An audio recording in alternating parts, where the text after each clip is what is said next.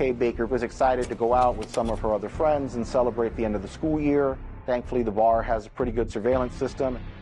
Around 10:30, 11 o'clock, Kay Baker gets up from the table, headed towards the bathroom. And I messaged her. He's not who he says he is. Please, please, please just get out of this. Someone is hurt outside my house. They have a major cut to their neck. That was pretty brutal. She had extreme trauma to her neck, almost decapitated. We have a deceased female in a nice neighborhood, and we're trying to make sure that it's not someone loose out there to commit any more crimes. They're checking anywhere to see if there's anybody hiding in a closet. The helicopter can see that there is a spot on the ground that appears to be hot. Sheriff's Office K-9, if you're in the woods, make yourself known. Dog's gonna bite you. What I see is probably about 10 feet in front of you. Hey! Heads! Heads! Keep your hands where we can see them. Don't move!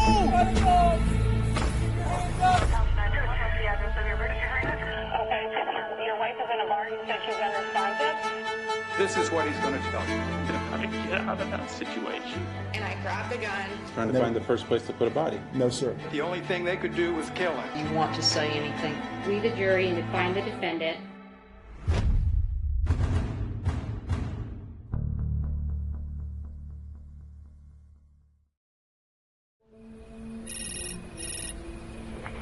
Police, fire, medical. Someone is hurt. Someone is hurt outside my house. What happened? Lacerate cuts. Okay, who's cut?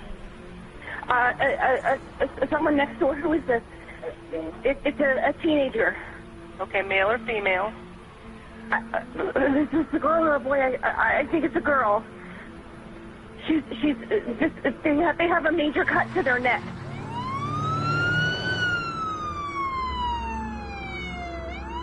Initially, they thought she was a teenager. She's one door down in the side yard there. The first responding deputies show up. They start providing emergency medical aid, trying to basically stop the bleeding as best as they can. It was pretty brutal. She had extreme trauma to her neck, almost kind of decapitated. They pronounced her deceased right there. Nobody really was sure who she was in those initial moments. Everything's under control at this point. Do you know who lives at that house with a definite understanding? Yeah. It is the home of Kay Baker, a third-grade school teacher, and the mother of 2 young boys. At the time, she was separated from her husband, who also happened to be a school teacher at the same school. And I know that ex-husband used to come over. What's the ex-husband look like? Would you be able to recall? I don't recall, but he usually, when he came, he would pull up in the street. They discover that an exterior window on the side of Kay Baker's home has actually been left open, and the screen has been pushed out onto the ground.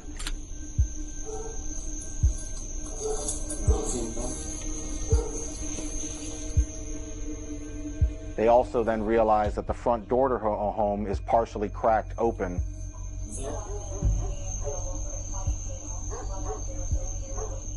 It looked like she had maybe run from her house to that location where it looked like she was actually killed right there.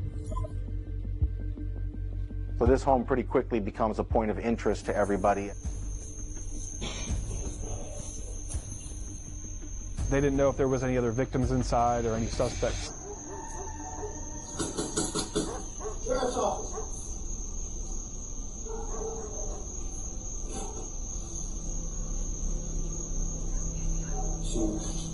I got nothing back there, sir. Yeah. Sheriff's office! Sheriff's office! Hold on.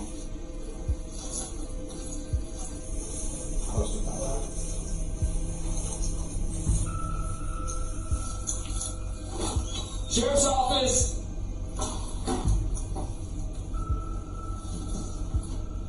Sheriff's office!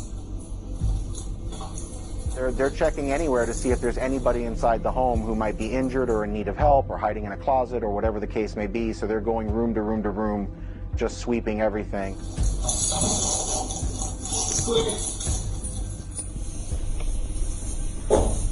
Clear.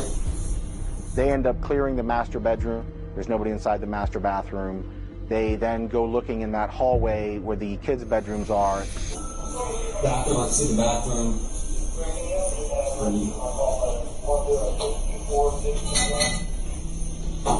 They can see that one of the kids' bedroom's door is open. There's nobody inside there.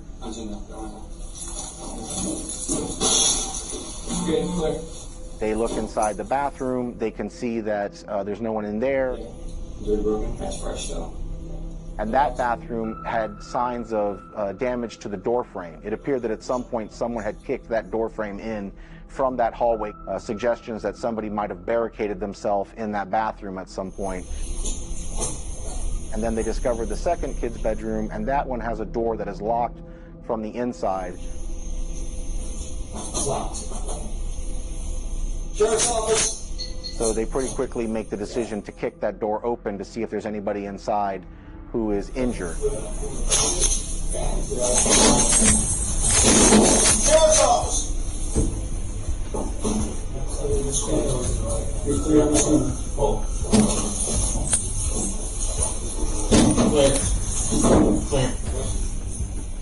That turns out to be the same bedroom where the window has been left open and the screen is pushed out. The house is totally empty. There's no one inside of it. So now, police want to locate Kay Baker's two sons and her estranged husband, Kevin, who lives just 20 miles away in Apollo Beach, Florida. So we actually went to his house that night, and thankfully we found that the kids were with him. You think about the people that are closest to her, but after going to his house, waking him up in the middle of the night, he was in no way considered a suspect after that. We have a deceased female in a nice neighborhood, and we're trying to make sure that everybody else is safe and there's not someone loose out there to commit any more crimes or anything like that. They start trying to follow up on the trails of blood in the backyard. There are drops of blood moving through all those backyards towards the brushy area. It's nighttime, using flashlights, special equipment to light up the area and see the blood. Realizing that they had a blood trail that was pretty fresh and still good, they eventually call out the dogs, and they have the dogs start tracking along the side of the roadway, following the trail of blood. The bloodhound, named Champ, picks up the scent right away. Whoa, right here, a lot of blood right here. Hold the station. Come here, I got a ton of it right here on the side of the tree, too. Look, right here. Yep. It was pitch black out there, but the dogs aren't hunting by sight, they're hunting by scent, and so the darkness isn't really an impediment to them. Hey, boss, we started tracking with the hound, came down maybe 100 yards, if that. On the right-hand side, we got a lot of blood over here. Just let you know what we got so far. We can get somebody down here to mark this. Good job, Chambers. Is it big oak tree? Yep. Big oak tree? Yep. On the other side of it, there's just as much blood. He went back in? That's what I'm thinking. I bet he's right inside there somewhere. The aviation unit is even overhead searching as well. All right, 10-4, 1097 overhead now. You talking about the woods where all the cars are right here? Yeah, Kevin's flashing his flashlight at you right now. We're basically about your 1 o'clock. Yeah, 10-4, I got you. We're looking now. They have the ability to turn on the infrared, the FLIR that detects kind of heat, and they're able to see maybe through the tree line that's not visible to the naked eye. So too, is it wet down in there? Do you know, Brian? I don't think it is. This isn't too low right here. It's dry where we're at, that's for sure. Alright, I definitely got a little hot spot down in there. I just can't tell what it is. There's a ton of coverage with it. But it's like due west of where you guys are at. But I can't tell if it's wet, like water, like a little pool of water. The helicopter can see that there is a spot on the ground that appears to be hot, but at that point they can't be sure whether or not it's water or a person or something else. It's now somewhere around 5 o'clock, 6 o'clock in the morning. What I see is probably about 10 feet in front of you. Like I said, I'm not sure if it's water, but it's definitely hotter than everything else. And so at that point they called in 2 other canine handlers because Champ does not apprehend suspects. Sheriff's on K9. If you're in the woods, make yourself known. Dog's gonna bite you. Off. More trained to take a suspect or a person of interest into custody if need to be. They're trained in bite techniques.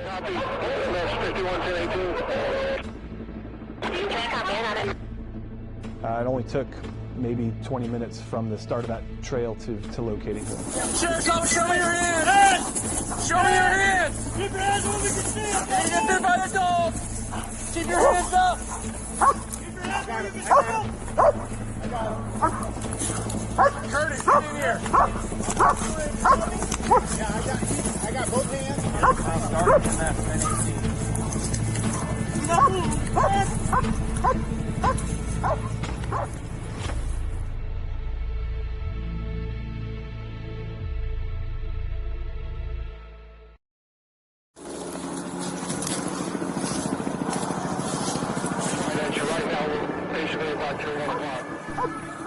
All right, we got the white male, 15. He's really bleeding.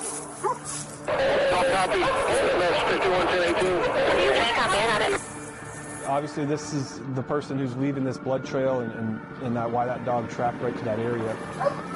Yep, I'm holstering. You got me? Yeah, I got both hands. Yep. Do not move, understand? Turn over on your stomach. Yeah, I know. Turn over on your stomach. Still gotta get him secured.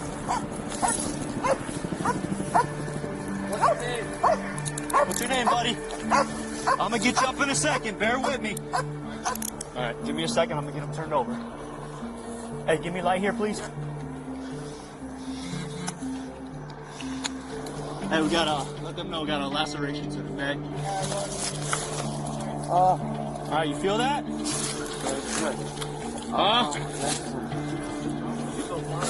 Yeah. Can you stand up? Can you stand up? No? Where else are you injured?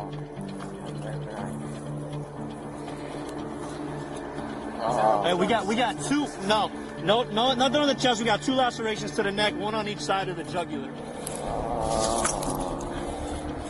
Can you stand up for me? He appears a little bit out of it. He's slow to respond. We don't know, obviously, at that exact moment what the circumstances are. Buddy, what's your name? What's your name? Matthew? Listen, we got EMS coming, but we got to get you a little bit closer to the ambulance, all right? You think if I help you, you can make it? I don't know. You want to give it a shot? Ready? 1, 2, 3. Stand up. There you go. Follow that light. Police soon learned that Matthew is Matthew Terry, the live-in boyfriend of Kay Baker.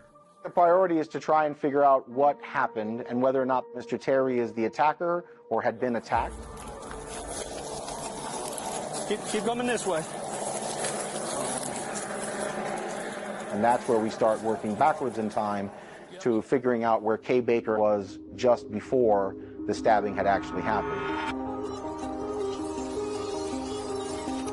And so that takes us to a place called the Landing Bar and Grill. As it turns out, this was the last day of school. Kay Baker was excited to go out with some of her other friends and celebrate the end of the school year. Thankfully, the bar has a pretty good surveillance system. They pull those videos, they look at those videos. Kay Baker and Matthew Terry are seated next to each other at a table on the outdoor patio. They're there for several hours at the bar, drinking and eating. And somewhere later in the evening, around 10:30, 11 o'clock, Kay Baker gets up from the table with her friends, headed towards the bathroom. Matthew Terry follows behind her. Her friend, Kelly Andrews, gets up, and she too goes to the restroom. That then leads to video surveillance inside the bar, where Kay Baker is then coming out of the bathroom, and Kelly Andrews is headed towards the bathroom, and they pass each other. They smile, and they start dancing with each other in sort of a playful little manner just for a split second.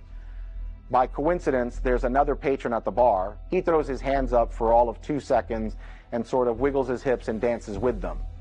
It was nothing serious, but Matthew Terry is on the video. He can see what they're doing as he walks by. Initially, everything seems fine. And after a few minutes, you can see Matthew Terry lean over into Kay Baker's ear and say something to her, and in that moment, it becomes obvious that her mood and demeanor changes.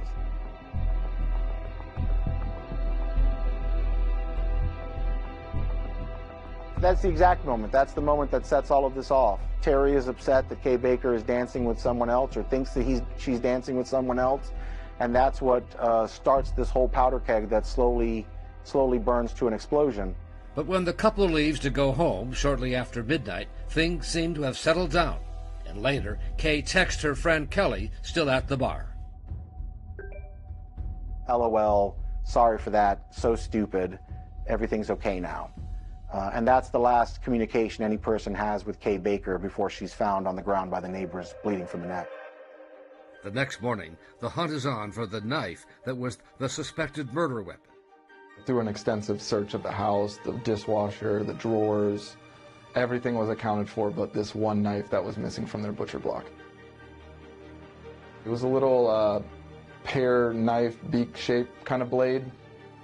So now, with daylight, detectives retrace Terry's route of travel, looking for that knife.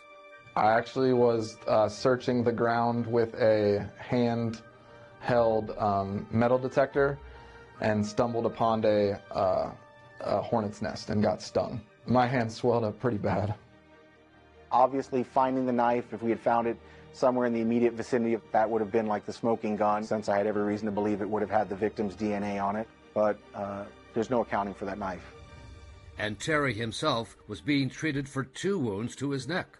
He did end up having surgery, and the wounds were something we had to account for. An effort was eventually made to question him, but Mr. Terry elected to invoke his right to remain silent. It became pretty obvious that he was building a self-defense case from the get-go. You reached the office of the state attorney for Hillsborough County. But then the call came from Michigan, from one of Matthew Terry's former girlfriends. I just called and said, this is not an isolated incident. Matt Terry attempted to murder me. Good to have you with us here. This is 10 Tampa Bay at 5. Kay Baker. Kay Baker. Kay Baker, a school teacher and mother of 2 children whose body was found with multiple stab wounds outside a home in Lithia. When I got the phone call about Kay Baker, it was very surreal, very horrifying. It felt like I couldn't breathe. Like the room was spinning and the world was falling out beneath me. It just felt like your nightmare had just come to life.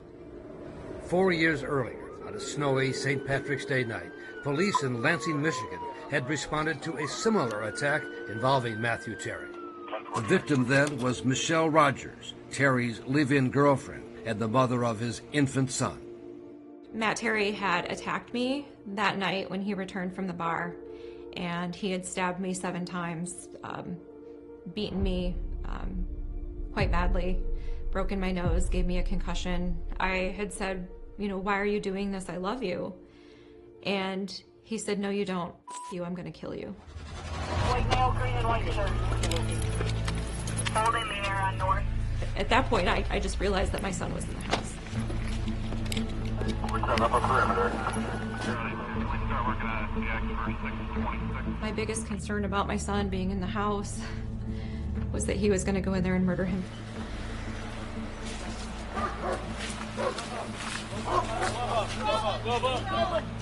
I started screaming like a crazy person, get my kid out of the house. Yeah, they got contact. Lansing police moved in to take Terry into custody. No! He's cooperative. No! You just need rubber gloves. Rubber gloves. He's got gloves. Stay on the ground. No!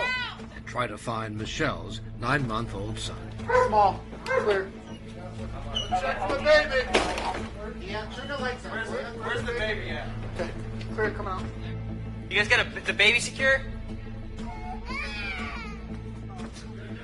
Yeah, baby secure. Matthew Terry was charged with attempted murder. No, we're here. You're under arrest. I understand that. I have a right to And as was the case with the attack on Kay Baker, Matthew Terry also had a series of wounds and claimed at trial that he was acting in self-defense. There's a ton of similarities. Matt he came after us. He chased us down. There were knives involved from a kitchen butcher block. And it's very eerie. At the trial in Michigan, Terry produced a number of character witnesses, including a former girlfriend, Kay Baker. It was a hard thing to hear, to think that the woman who had died at the hands of Matthew Terry had previously gone to court, raised her right hand, had promised to tell the truth, and had defended him in a courtroom to say that ultimately he was a good guy and he would never do what he was accused of doing in Michigan. Matt's family had hired a very expensive attorney, and I felt that he did a very good job of convincing the jury that there was no intent behind his actions. He was found guilty of a lesser offense. It was still an attack, but it wasn't an attempted murder. Terry spent only 3 years in prison in Michigan. And even when Mr. Terry was incarcerated in Michigan, Ms. Baker would make trips up to Michigan to visit him while he was in prison. They would communicate, and I think that it was at that point that they sort of reignited the relationship. He ultimately ended up moving down here to Florida to live with Kay Baker. Very ironic, heartbreaking. And I messaged her on Facebook Messenger, and I said, I'm concerned for your safety. And I sent her a picture, one of the pictures of my face. It's pretty gruesome. And I said, please don't let him do this to you. He's not who he says he is. Please, please, please, please just get out of this. And she had responded, I'm not talking to him. I don't know what you're talking about. And at that point I knew she just wasn't going to listen. Matthew Terry is charged with first-degree murder after police say he stabbed his girlfriend to death. I got pissed. I was like, why did nobody listen to me? Why? So I told people, he's dangerous. He's going to hurt somebody. And if he doesn't hurt me or my children, he's going to hurt somebody else or kill them. And nobody listened. And then it happened. And I did everything I could, everything in my power to protect his next victim. Everything. So Michelle vowed she would go to Florida and do all she could to help prosecutors there try to put Matthew Terry behind bars for the rest of his life. I need to finally see justice for myself, and I need to now get justice for a woman that should still be here.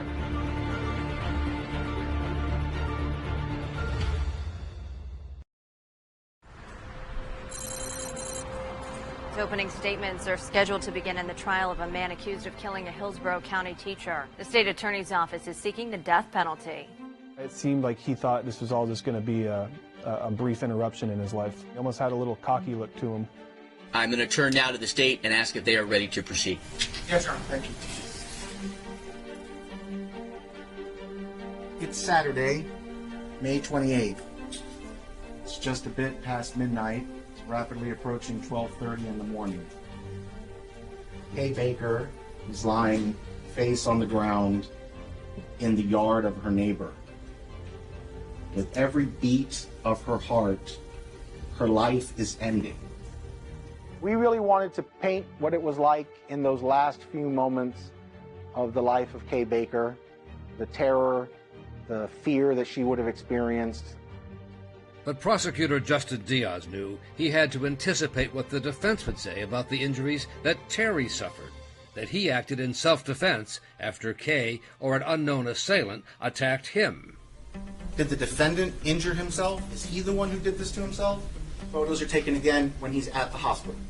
And what you will see is he has no injuries to his face, no injuries to his legs. He's uninjured. And the prosecutor told the jury to pay close attention to the videos taken at the bar just before Kay was killed. You'll be able to see the moment the defendant turns, leans into Kay Baker, and her whole attitude shifts. You'll hear that the defendant, being intoxicated, having had drinks that night at the landing, is not a defense to this crime. Did the defendant have time to reflect? Did he consciously decide to commit this murder? One answer will emerge as the clear and obvious answer. It is that the defendant killed Kay Baker, and that he did so in a premeditated way. Thank you. Ms. Bradley, you may proceed. Good morning. This case is what we'll call a circumstantial evidence case. You're not going to see any kind of video that's going to show what happened that caused Ms. Baker's death. There was never a murder weapon retrieved in this case. Once you hear all of the evidence and you put all the pieces together and you hold the state to their burden in this case, you will find Mr. Terry not guilty of the murder of Kay Baker. Thank you.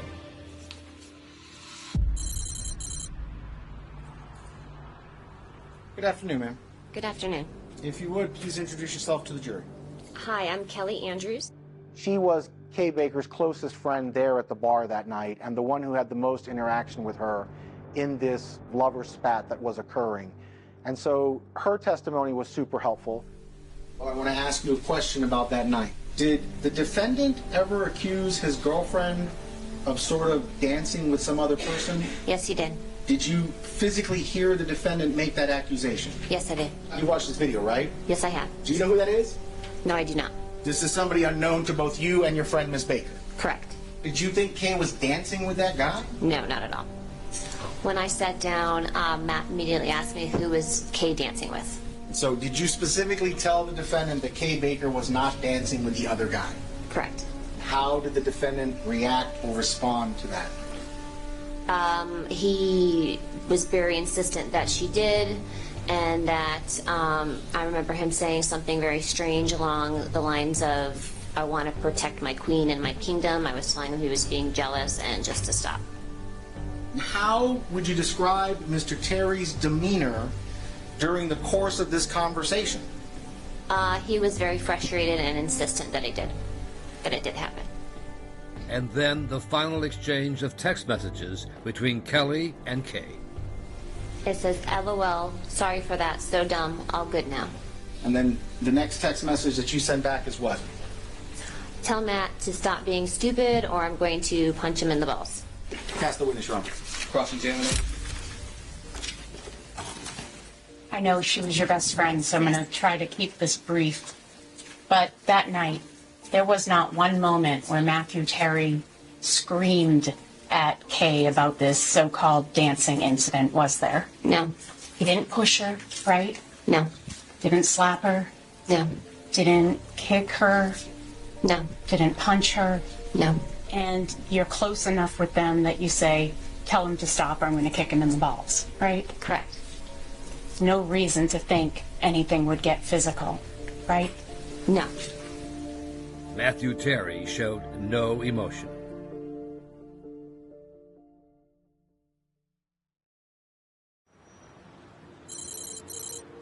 If you would, please introduce yourself to the jury.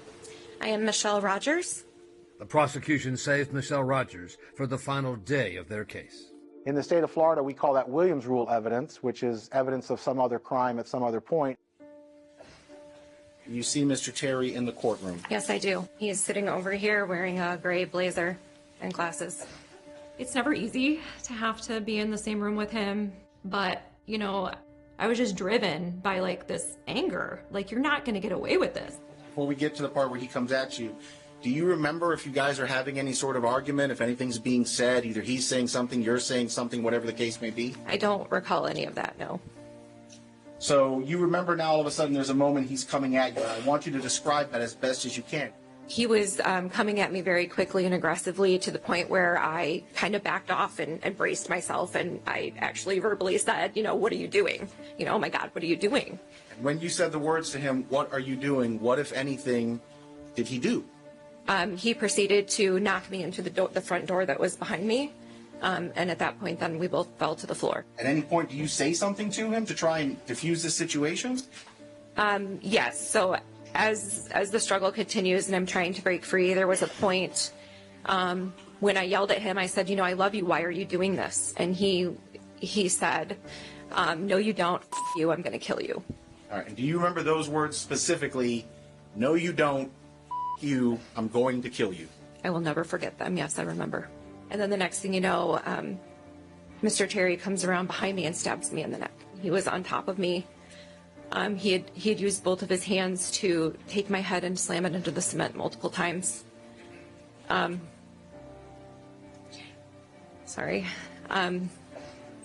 So he had the knife, and he had stabbed me 3 times in the right shoulder. All right. So he's still armed with this knife, even though you fled out of the home and he's chased you. Yes. It was really emotional to listen to her tell that story, to watch her relive that horror and that moment. Your Honor, if I can approach the witness. I want to show you, ma'am, what's been marked as states 67A through H. Do these photos fairly and accurately depict the injuries that you suffered in the fight with Mr. Terry? Yes, they do. Okay, so the discoloration around your eyes, is that bruising? Yes, and that's my right eyebrow where I was stabbed. Another stab wound on my right cheek. Obviously here this has been stitched up, but at some point that was an open gaping wound, I assume? Yes. All of the attacks that you suffered from the knife, and those are all to your shoulders, neck, and face. Is that correct? Correct. Pass the witness, Your Honor. Good morning, Miss Rogers. Good morning. There are parts of this night that you don't remember, correct? Only the reason why he came at me. Right. You don't remember what actually started this incident, correct? Correct. But you have memory of everything else that you claim occurred, but not what actually caused and started this to occur, correct? Correct. You know your blood alcohol level was 0.124, more than 1.5 times the legal limit that night? I don't know the exact number, but I was drinking, so... You weren't just drinking, you were intoxicated, right? I don't know what number considers, what number makes it me intoxicated versus drinking, but luckily I had been through this multiple times with defense attorneys. She was trying to do victim blaming, saying, well, isn't this your fault? Somehow this is your fault. Well, weren't you drinking too? Ma'am, it is true that you asked for over $250,000 as a result of this incident you described, correct? No, that's not correct. Did you ask for 12 months in utilities? Yes, I was forced to move my home. Did you ask for anticipated things like martial arts classes, self-defense classes, pain and suffering? Yes, I did. Whenever you want to say you asked for more than $250,000, right? I did ask, yes. That's what this is really about, isn't it? No. Nothing further. Ma'am, are you getting paid to be here today? No. Even given that you were intoxicated, were you attacking Mr. Terry, that he had to go arm himself with a knife and then defend himself with a knife? No. Were you chasing him, or was he chasing you when you were trying to flee from the home? He was chasing me. Was he the one that was stabbing you with a knife? Yes. Did you ever stab him with a knife? No. I don't have any questions, Charlie. Thank you. I was just fueled by anger. I was just so sick of it. And I wasn't going to back down. I wasn't going to say I'm scared. I think I've just learned that, you're not going to blame me. It's not my fault.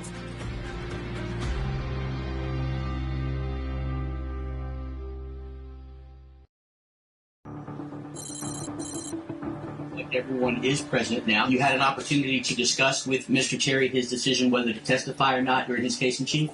What I knew about Matthew Terry is I knew he wanted to testify. He was the kind of guy who thought that if he got on the witness stand, he could talk his way out of it, and he wanted to testify. Have you made a decision? Yes. What is your decision? My desire is to testify. However, I am going to follow my attorney's advice and not testify. Therefore, I will not be testifying. But at the end of the day, it is your decision and it is not their decision. Do you understand that? Yes, I have decided to follow their advice and to not testify. That is my decision. All right, thank you very much. That means that there are no witnesses from the defense, correct? Correct. Mr. Diaz, is the state ready to proceed? Yes, Your Honor. Thank you. You may.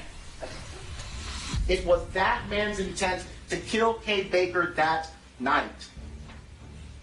It was his intent with every single time he stabbed her, he slashed her, he cut her. That is the only reasonable conclusion. Was Matthew Terry angry? Yeah, I'm sure he was. Does that mean he didn't commit first-degree murder? No. He was not acting in the heat of passion as a reasonable person. He was acting as a boyfriend who wanted to put a woman under his thumb. He wanted to show her that he was in charge. That's who Matthew Terry was. And if you find yourself thinking, I just wish there was someone who had seen what happened that night who could tell me for real, it's Kay Baker. Kay Baker can't say it because Kay Baker is dead, and she's dead because that man killed her. Find the defendant guilty as charged. Thank you. Matthew Terry didn't kill Kay Baker. There's no evidence. None. Matthew Terry didn't do this. And I don't have to tell you what happened. All I have to do is raise doubt about their theory. But I'm going to tell you what happened. Completely surprised me. Came out of left field trying to pin the crime ultimately on someone else. I submit to you a reasonable inference is that prior to them getting home, someone entered their home. I'm just going to call him a burglar, and as she comes around, she's attacked. And that's why her blood is all over the front there. And tried to claim that Matthew Terry was just the victim of the phantom culprit as much as Kay Baker was. He hears Kay get attacked and immediately goes out to help her. He finds her laying there, right where she's found. Bends down, gets her blood on his hands, sees the woman he loves dying, and is attacked himself. He goes after the assailant. He goes after the guy who tried to end Kay Baker's life. He's going after the person to stop him from getting away. And there's a struggle, which is why there is all that blood. Matthew Terry is innocent. He didn't do this. They haven't proven a thing. And as hard as it is, the law demands that you go back there and vote not guilty. Thank you.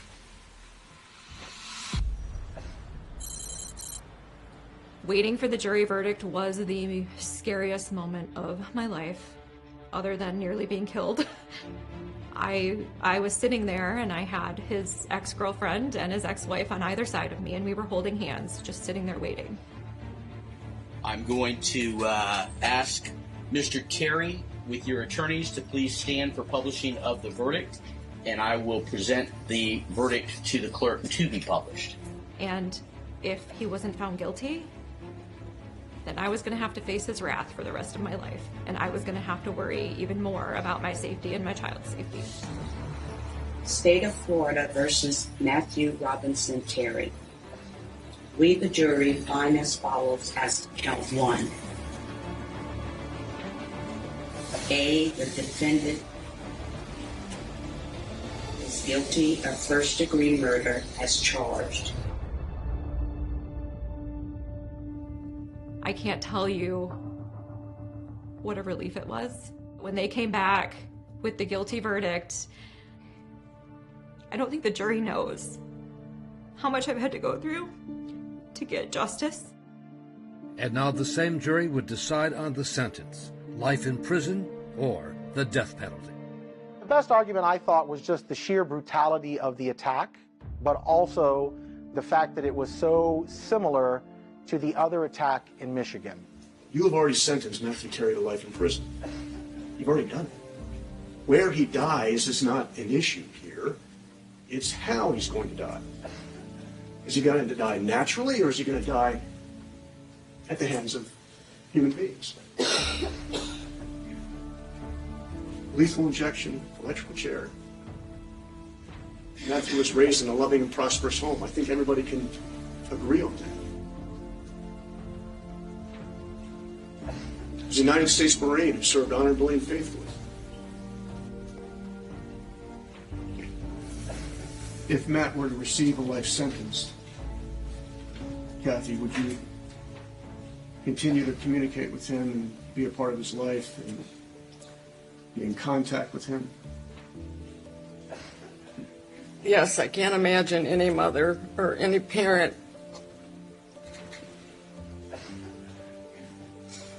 just wanting their child to die. You just can't stop loving them. And I would always...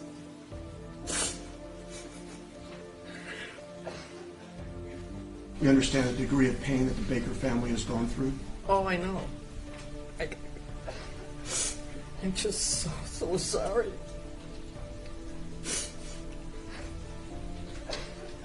I pray for them every day. I am going to say that he deserves to die in prison. He deserves to die in prison. I'm not going to sit here and say that a life sentence is unjust. It is not. It is perfectly just. And you are in no way forgiving him for anything by imposing a life sentence.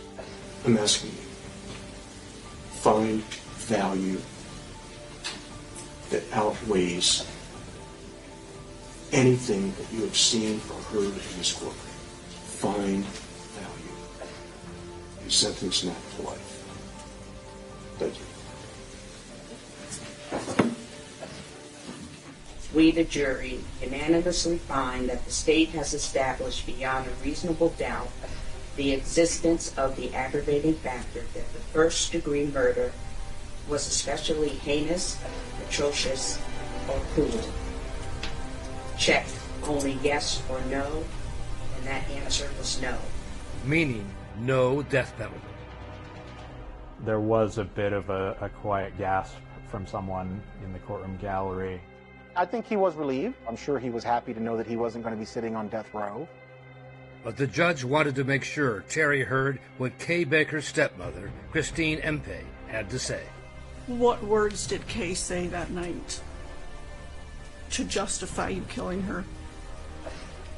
How bad could those words be? I feared for Kay's life, and I don't understand why she did not.